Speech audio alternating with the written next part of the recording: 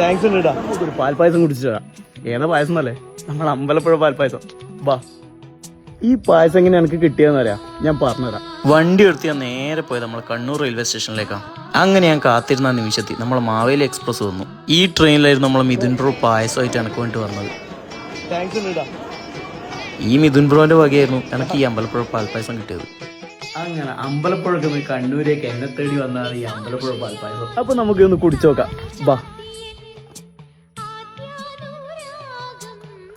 പിന്നെ നമ്മളെ പാൽപ്പായസം എല്ലാം വെച്ചാൽ ഞാൻ വെച്ചത് നമ്മളെ വെള്ള കളറായിരിക്കുന്ന തൃച്ചമ്പരത്തെല്ലാം പോലെ, പക്ഷെ ഇത് റോസ് കളറാണ്.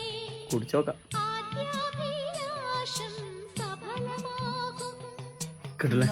അധികം ഇതിന്റെ അടിയിൽ, അതായത് ഈ കമന്റ് ബോക്സിന്റെ അടിയിൽ വരാമെന്ന് ചോദ്യം എന്തായിരിക്കും എന്ന് വെച്ചാൽ, തൃച്ചമ്പരം അമ്പലത്തിലെ പാൽപ്പായസമാണോ അതോ അമ്പലപ്പുഴക്ക് പാൽപ്പായസമാണോ രസം എന്നാണ് എൻ്റെ ഒരു അഭിപ്രായത്തിൽ.